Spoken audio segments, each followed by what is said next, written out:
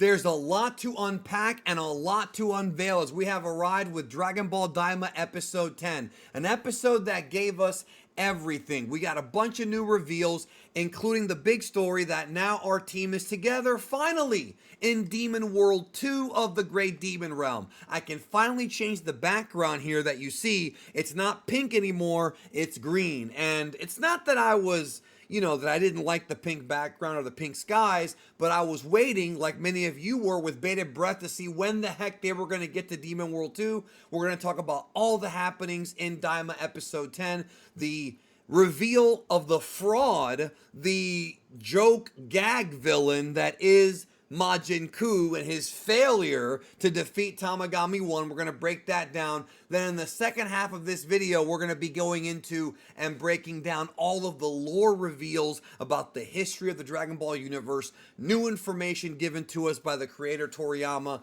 I am so excited. This is the best channel on YouTube for Dragon Ball news and analysis with anime, manga, and movies, and a little bit of video game talk too. So make sure you leave a like, and if you are new, hit that subscribe button, enable all notifications, because this is the place to be for the best Daima coverage out there. So there's a lot to get into with this episode. Make sure you watch this video all the way to the end, because we're going to go real deep into Dragon Ball lore, including stuff from Super and how it all ties in. So stay tuned for that. First, I want to discuss briefly this fight between Majin Cou and Tamagami 1. Tamagami 1, of course, made his debut in the first episode of Daima, and they reveal that the Tamagamis are the protectors of the Dragon Balls of the Demon Realm, and Dr. Rymus and Marba together created Majin Cou to get the demonic Dragon Balls, and they chose Tamagami 1 to go after first. Like we found out from episode 7 and 8, all you have to do to challenge a Tamagami for a Dragon Ball is just challenge them, and Tamagami, whichever one, will step up to face you. Now, Majin Cou was never meant to be taken as a serious villain. Marba herself says in episode 8 of Dragon Ball Daima that Majin Buu was an experiment that was almost a fluke. So to recreate something as destructive and as maniacal and as powerful as Majin Buu is difficult. Here we have basically a Cyberman upgraded with some magic and some of Majin Buu's parts. So the expectations going into this fight shouldn't have been high, yet a lot of people probably really believed that he was going to do something, and I stated in a video earlier this week that he is not a serious villain. Here he is doing wacky poses, just basically behaving goofy to match his goofy look, because he is a goofy character. Way back in September when I first revealed this character, I said that there were going to be counterfeit Majin Buus. So don't expect this thing to compare to Majin Buu when it comes to power. Putting that aside, the actual animation, the art, and the combat here was still a lot of fun to watch. I mean, the sequences were all very well animated, and I enjoyed it. But man, Majin Cou couldn't do nothing on Tamagami 1. Tamagami 1 is, from what I understand, the most powerful of the 3 Tamagamis. He's up in Demon Realm 1, so maybe Majin Cou would have been better off training or fighting a different Tamagami first. Who knows? But Tamagami 1's speed and accuracy are definitely not one to be, questioned whatsoever. And if you did question it, this fight should have definitely told you otherwise. Now, besides that, Majin Cou, like Majin Buu, one of the benefits of him is that he's able to manipulate energy, which of course in the demon realm is magic. He's able to create energy balls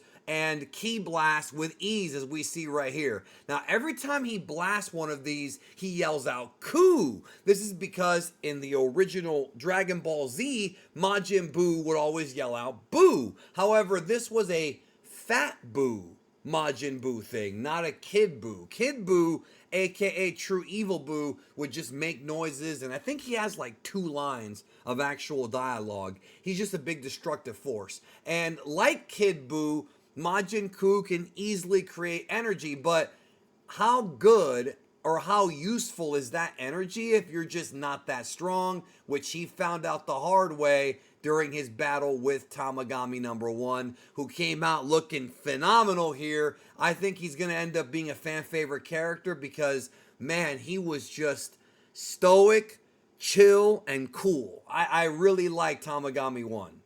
Meanwhile, in Demon Realm number 3, the group has caught up to Warp, and once again, Goku's ears have to be made pointy so that Warp will let them through to Demon World 2. And this is, of course, a throwback to what happened in Dragon Ball Daima Episode 3, when Warp has to assume that you're a demon in order to let you pass. And of course, the next goal is to collect the second Dragon Ball from Tamagami 2 in Demon World 2. And that's where they're going now. So there's a conversation in the ship about the fact that they have a military police plane. They could actually skip Demon World 2 and go to Demon World 1. But Goku speaks up and says that, well, if they do that, they're going to miss out on the 2-star Dragon Ball. Now, Glorio agrees. The reason why Glorio agrees is because, remember, we found out a few episodes ago that Glorio is working with or working for Dr. Arinsu, and Dr. Arinsu's probably going to use Majin Cou as well as some other tricks to get that 1-star ball, with the idea being that Glorio and Goku and them get 2 of the balls, Dr. Arinsu gets the 3rd one, and boom, they've got all 3 of the demonic Dragon Balls in their possession. That's their plan. That's what they want. So Glorio will obviously, guide them in the way that he wants them to go because he is a double agent. Goku is rightfully worried about Dende, but Supreme Kai also points out that when they kidnapped him, they're not going to kill him because they have a use for him. And of course, we know, as we found out several episodes ago, that Goma wants to raise Dende to create another set of Dragon Balls just for him.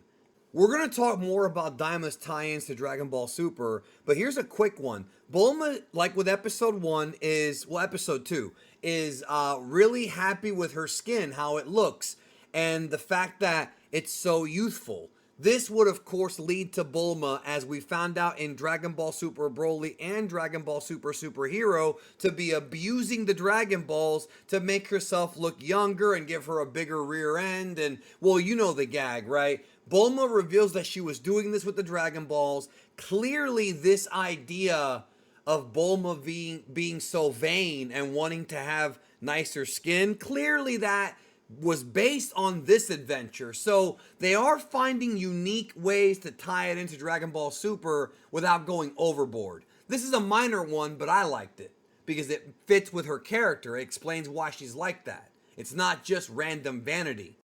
This is not really an Easter egg or anything, but I wanted to highlight, this is my absolute favorite line of the episode. Hybis just straight up saying to Bulma, I could make you my girlfriend, right in front of her husband, bro. This man has no chill. None. When we go back to Majin Cou versus Tamagami 1, he's firing several ki blasts and little balls. This is somewhat reminiscent of what Kid Buu does mixed with Super Buu. Similar, but of course they're green balls, matching of course his green body, just like how Majin Buu's ki blasts, the vast majority of them were colored like his body. Now, what I found interesting is this maneuver right here, this little spin move.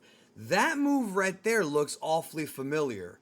Does that not remind you of that special technique that Paikuhan, aka Paikon, used on Goku in the Otherworld Tournament?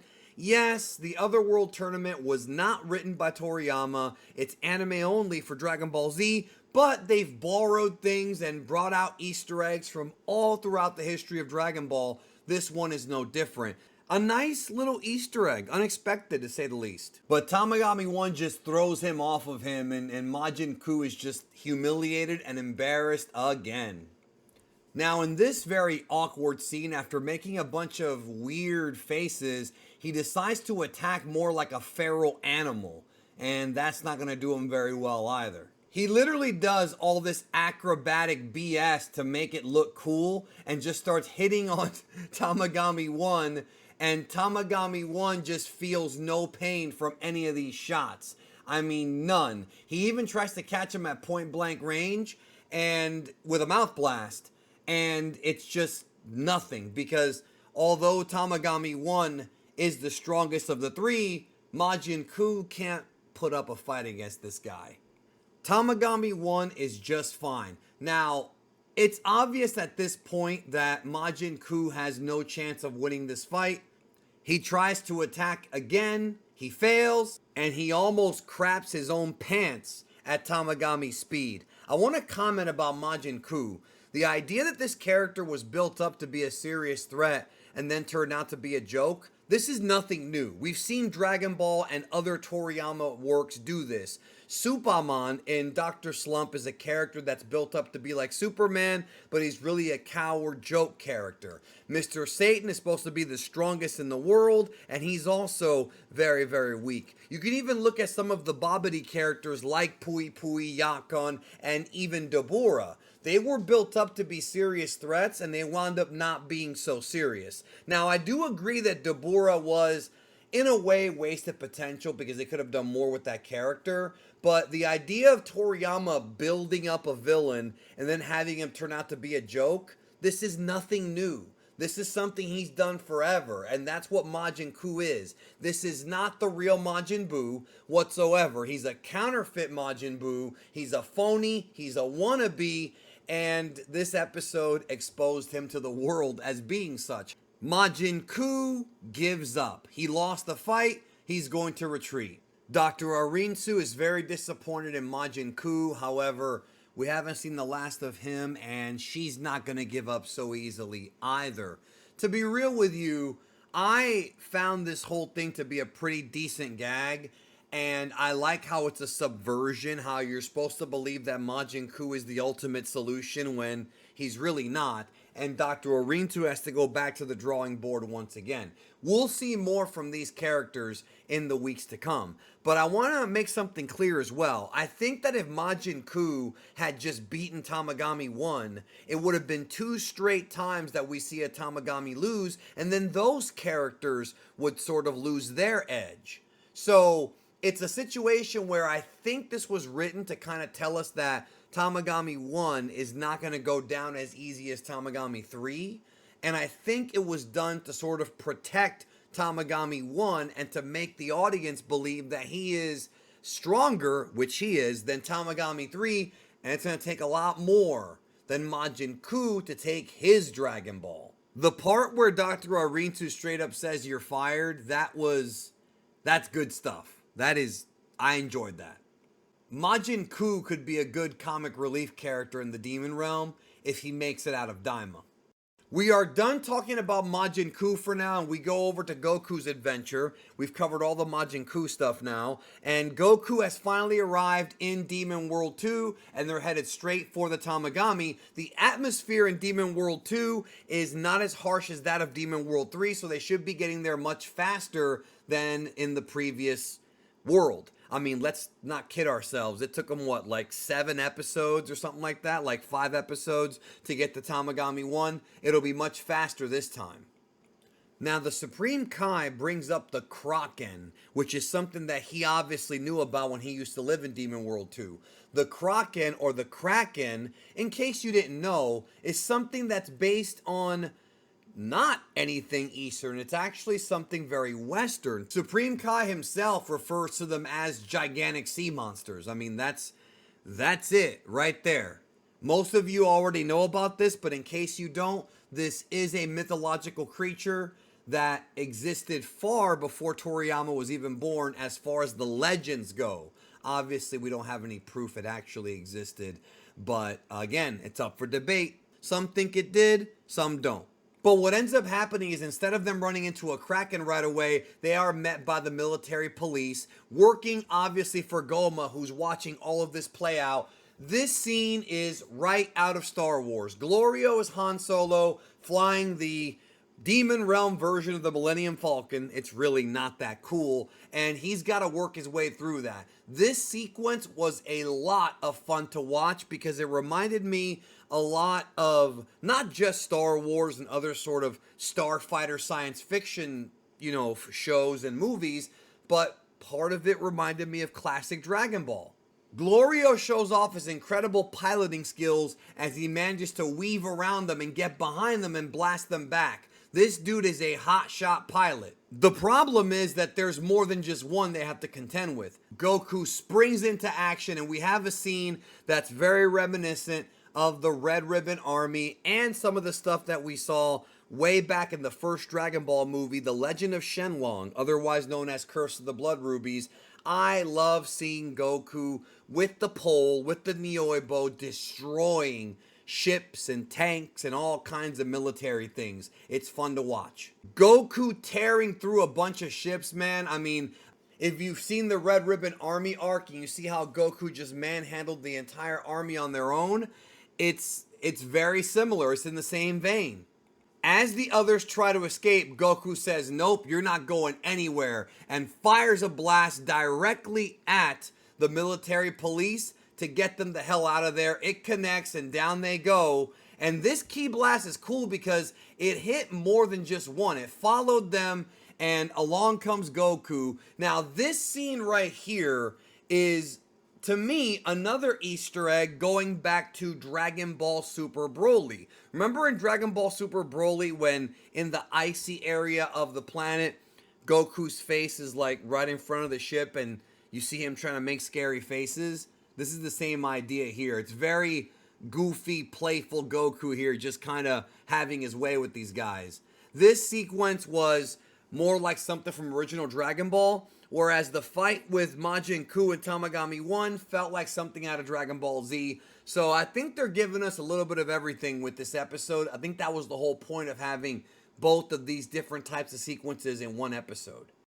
After witnessing the incredible display of power from Goku, and remember, he's still in base form, Goma freaks out and wants the rest of the military police to go to the first demon realm. Basically, I think he's gathering them there to protect him because they know that Goku's coming for him next. As Goku makes it back to the ship after dispatching those guys, here comes the Kraken at last.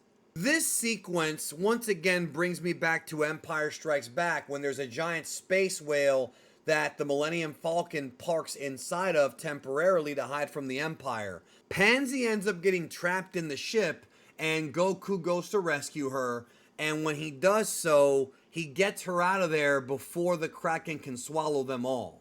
Goku gets her out of there just in time, but unfortunately the ship is destroyed and she lost all her stuff, which you know is going to piss her off, but can't blame her on that one, right? Luckily, they still got the Dragon Ball.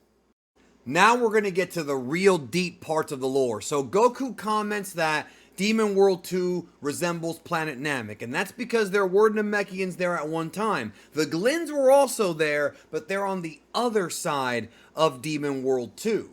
Now in this scene right here, if you look at the architecture, it resembles Planet Namek, and they look, not just the trees, but the buildings all look like the ones on Namek, except the ones here have been mostly abandoned. Shin thinks that the Namekians took the trees and basically were able to repopulate whatever planet they landed on to make it resemble Demon World 2. Now this actually clears up an interesting logic hole, or not a logic hole, but a question that was unanswered from Dragon Ball Z. Frieza destroyed Planet Namek in Dragon Ball Z, but later on they found a new planet called Planet New Namek. Yet for some reason, Planet New Namek looks a lot like Planet Namek. Were they able to just coincidentally find another planet that looked the same? No. Clearly what happened is the Namekians either have a form of terraforming technology or terraforming magic, or they manually planted the trees in the grass to make it resemble Demon World 2. So this actually makes perfect sense. The Namekians can, with enough technology and enough manpower, can make any planet resemble Demon World 2, therefore it looks familiar to them. Goku eats one of the revive bugs to get his strength back, but he wonders if, much like a Senzu bean, if it'll not only give him his strength back, but also allow him to be full for a little while. And Pansy does not think so, but according to Goku, it does work.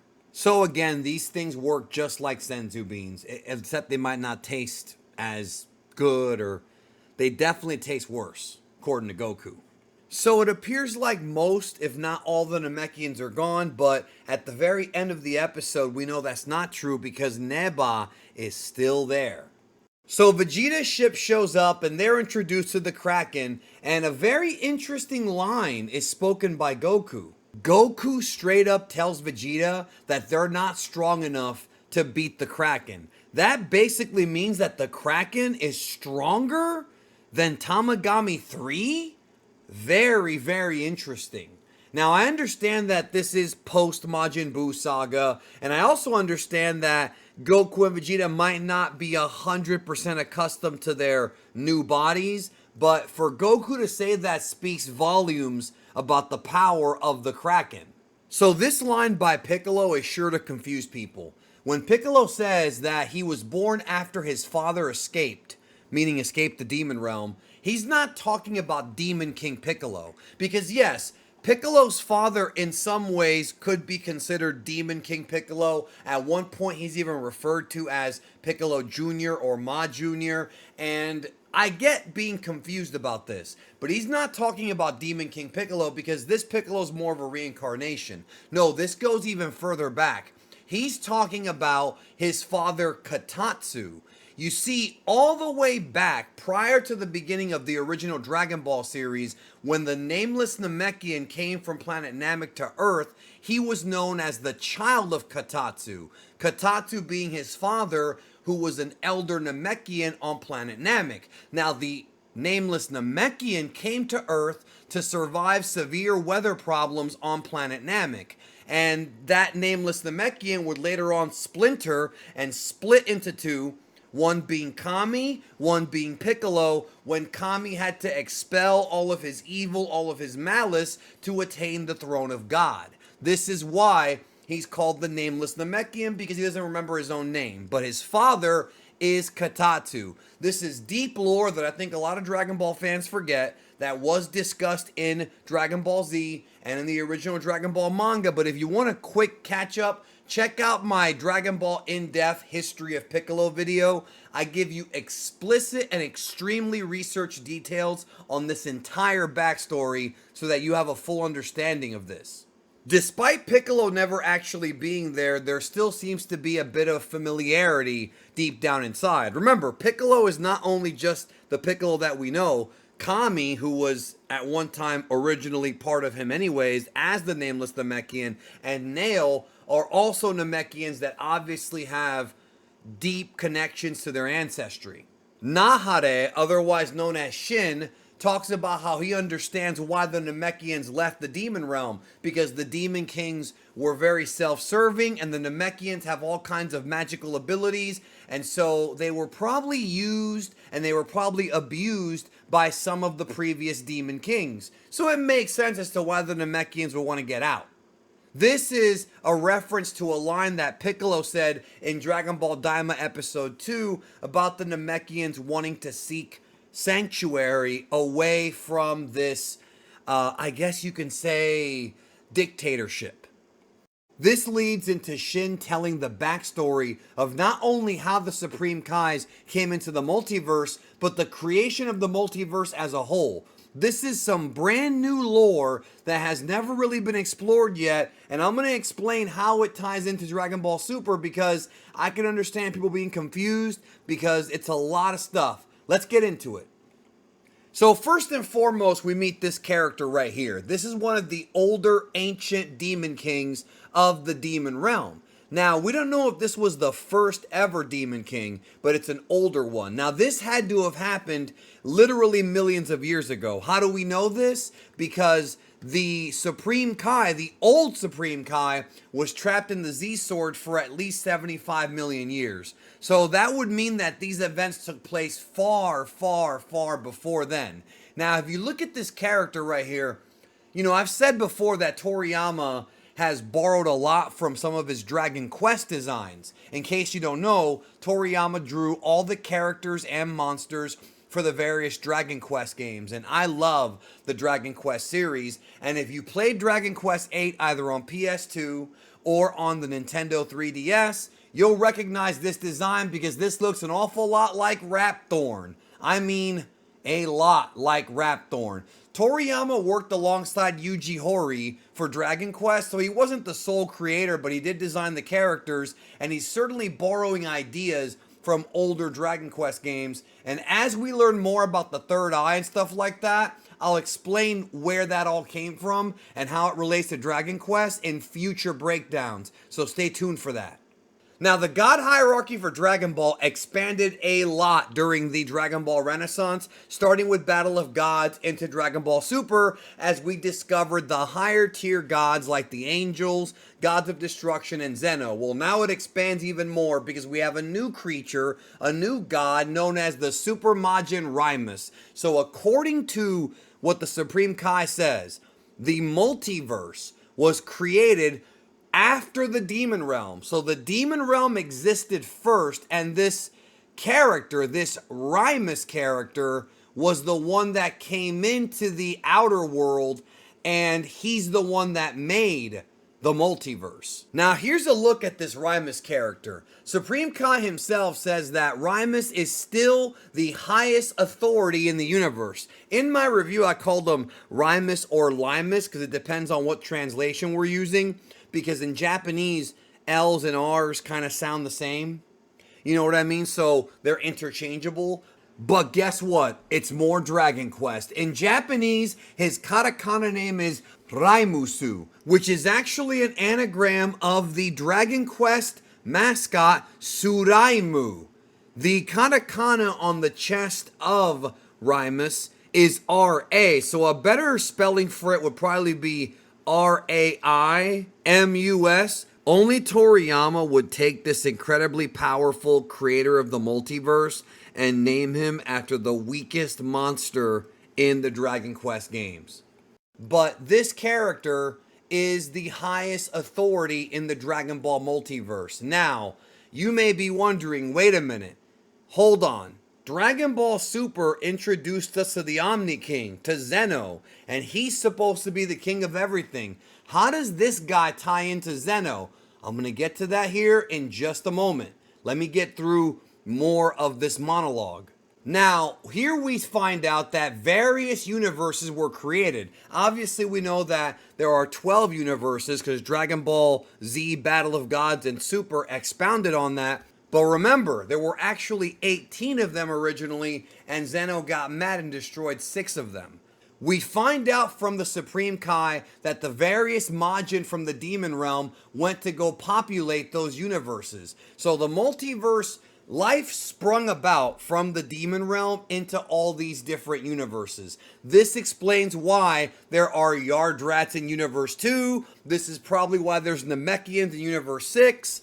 All of this sort of explains why you have these races that exist in some universes and others don't have them. And so it's still tying into what Dragon Ball Super has taught us, but it's certainly new information.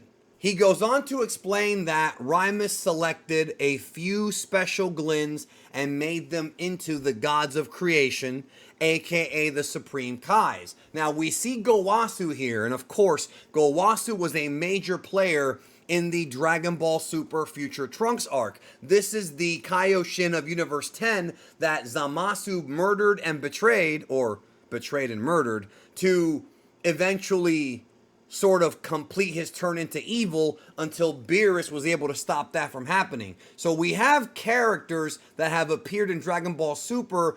I want to make it very clear that this does not say anything about the regular Kais, like King Kai, North Kai, South Kai, the regular Kaios.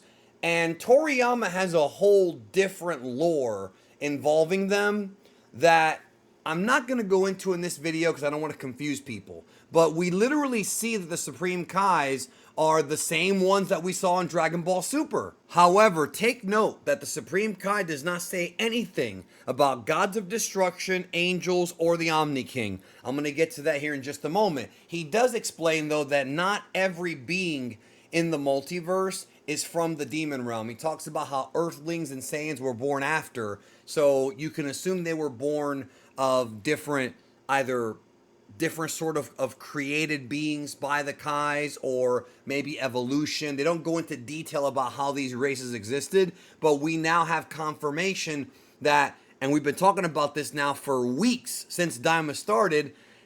We now know that Saiyans are not originally from the demon realm.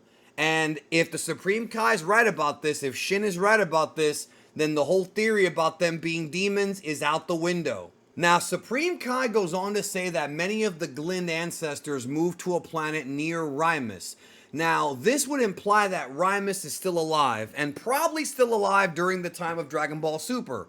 Why wasn't he mentioned? Where is he? Where is Zeno? How does it fit into all of this? Well, first of all, we still have 10 more episodes left in Dragon Ball Daima, and they may add a ton more lore to sort of explain those other characters. However, they can't tell Goku about these characters just yet because Goku has not met Beerus yet. Not based on the timeline. Dragon Ball Super and Battle of Gods and all that takes place about 4 or so years, maybe 3 years, let's say 3 years or so after the events of Dragon Ball Daima, because we know that Battle of Gods takes place 4 years after the Majin Buu saga. And yes, I know that episode 1 of Dragon Ball Super has a mistranslation where people think it was a few months later, but no, it is, as of the official timeline, 4 years after the defeat of Majin Buu. So Daima's about 1 year or so, close to it, after the defeat of Majin Buu. Now, what I think is going on is take a look and think about the Omni King Zeno. We never actually see Zeno create anything. All he does is destroy. Same thing with the Hakaishin, the gods of destruction. So, first of all, Goku, when he first met Beerus in Battle of Gods, we are meant to think that that is when Goku first found out about the multiverse. But that's not true. Because when Beerus brings it up to him, Goku doesn't really react with shock. He's more so excited that there might be stronger fighters out there, not even thinking about that when it comes to the demon realm. Now, is that a slippery slope? Yeah, I could see that being an issue, but at no point is Goku shocked to hear about the multiverse and Battle of Gods.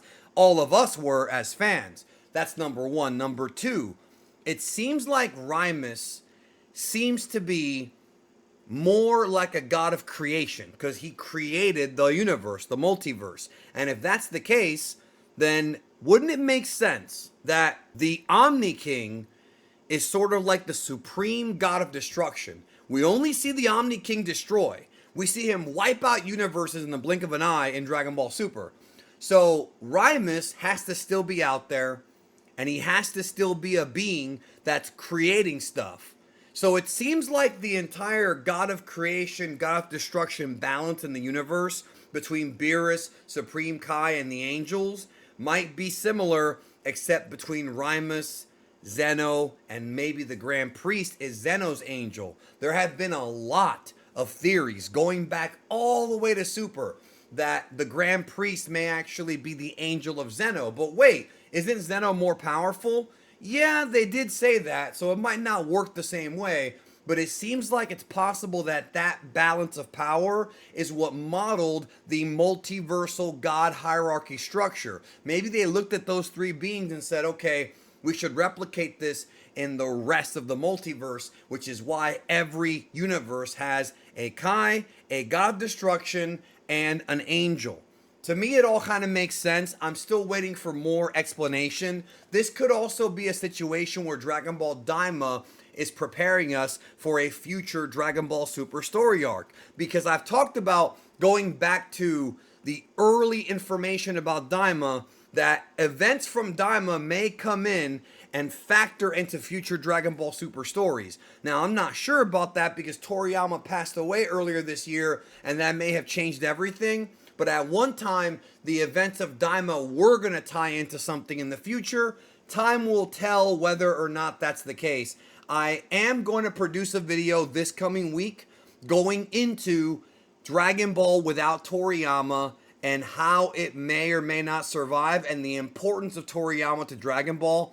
You're going to want to watch that video because we're going to go real deep about the future of the series without the creator. With this new lore, this would confirm that each universe does not have its own demon realm. There is only one great demon realm, the Daima Kai. And that is the demon realm that we see with the 3 different worlds, and warp is the connective tissue. At one time, warp was used to travel between all the different universes, but clearly something changed during the era of Dabura's father, Abuda, who of course was the being that possessed the powerful third eye that we've talked about for the past few weeks here that Daima introduced. So Abura sealed off the demon realm to prevent mortals, or to prevent people from the outside world from coming in. This could be because he knew there were powerful beings in the outside world, like Saiyans, Frieza's people, maybe even gods of destruction, who could go into the demon realm to disrupt things. But it seems to me like a character like a Whis or a Zeno would have probably been able to get in there. Also, quick sidebar, but doesn't he kind of look like El Macho from Despicable Me 2? Shoutouts to Hobuk for noticing that. This new god, Rymus, seems to be either above Zeno. I've seen some people say he could be the Omni King's father, or maybe just an equal part of him. We've been discussing for years, and speculating on whether or not the Grand Priest and the Omni King are the highest gods, or if there's somebody higher. And I think a lot of Dragon Ball fans assume that maybe Zalama might be higher, but they never actually stated that. So right now we're kind of left wondering, but it seems like Rymus may have existed in a higher circumstance. He does still exist according to Nahare. He's still out there. Of course, he would go on to explain that most of the Glins left the demon realm and revolted against Abura, and that's how they wound up in the main universes. Something new that was revealed is that all of the Glin trees that created them have been died out. So is this going to lead to the eventual extinction of the Glins? Shin thinks the answer is yes. However, I wonder, could it be Dr. Arinsu's plan is to maybe repopulate the universe with more Glins and create more trees with the demonic Dragon Balls? There's a lot of mysteries coming up in the next 10 episodes of Daima that may open up this multiverse, not just to the stuff that we're finding out now, but stuff that's for sure gonna matter in the era of Dragon Ball Super, because now that we know there's a higher god, there's another one, this Rymus. Is Goku gonna meet this guy? Is that going to happen? How does Zeno fit into this? Is it what I believe, that they're all sort of tied together? We'll find out. Well, I hope we do. As the crew all crams into the ship, Neba appears, and that is your cliffhanger for next week as Vegeta prepares to face off against Tamagami 2, as we saw in the next episode preview. So there has not been a single episode of Daima that's given us as much lore as this episode. I broke it down as best I could, with giving you both what we know, what we don't know, and the theories behind everything. So look forward to more videos on all of this in the very near future. Tomorrow I'll be live discussing the first 10 episodes of Daima on the Super Magic Show stream. Right now on your screen, check out the documentary I did covering the life of Akira Toriyama, and a video I did discussing the difference between Goku and Gohan as main characters of Dragon Ball and what sets them apart from each other. Thank you. See you guys tomorrow. Take care.